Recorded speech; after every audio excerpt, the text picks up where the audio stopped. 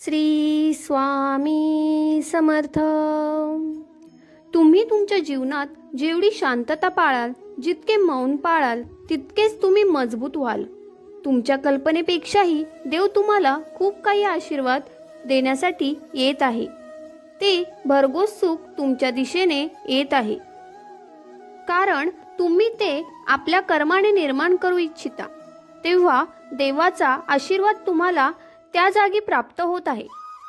तुमचे ते स्वप्न लवकरच पूर्ण होणार आहे, ज्यासाठी तुम्ही प्रयत्न करत आहात। देव म्हणतात, जर बाळा तू प्रयत्न करशील तर मी तुला ते राज्य प्राप्त करीन। ते सुख, ते आनंद, ते ऐश्वर्य तुझ्या दिशेने येत आहे। तेव्हा आपल्या मनातली भीती बाहेर काढा आणि स्वतःसाठी ती विपुलता प्राप्त करा।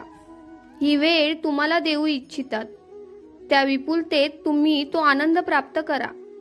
या क्षणाला विचार सोडा की तुमच्या विरोधात कोण आहे। आता फक्त विचार करा तो तुमच्या प्रगतीचा।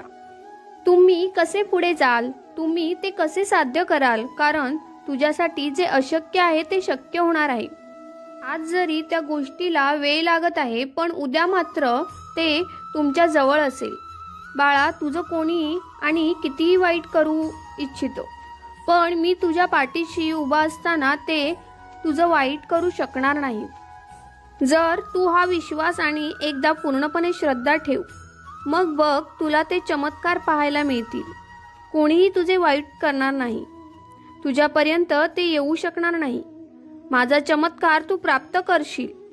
तुम्ही जेव्हा नामस्मरण करता तेव्हा तुमच्या आजूबाजूला शक्तीचे प्रत्यय निर्माण होते आणि त्या प्रत्ययामुळे तुम्ही संपूर्णपणे सुरक्षित होता। तेव्हा नामस्मरणाला न विसरता तुमच्या जीवनात एक सांगा, तर तुम्ही नामस्मरण केले तर तुम्ही काही गोष्टी प्राप्त कराल, त्याची तुम्ही आज देखील कल्पना करू शकत नाही। पण तुझा देव तुझ्यावर खूप प्रेम करतो आणि तुझ्यासाठी ते सर्व काही करायला तयार आहे। जे तुला अशक्य वाटत आहे बाळा, तुम्ही केलेली कल्पना तर शक्य होईलच। त्यासाठी रोज रात्री झोपताना नामस्मरण करून झोप। विश्वास ठेव, माझा आशीर्वाद तू प्राप्त करत आहेस।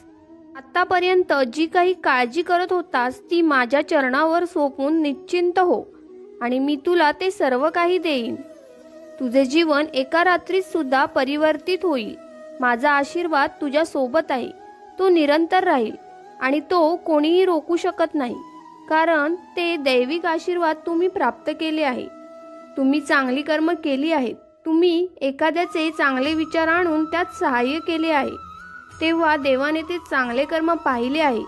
त्यामुळे तुमच्यासाठी देवाचा आशीर्वाद तुम्ही प्राप्त केला आहे। श्री स्वामी समर्थ।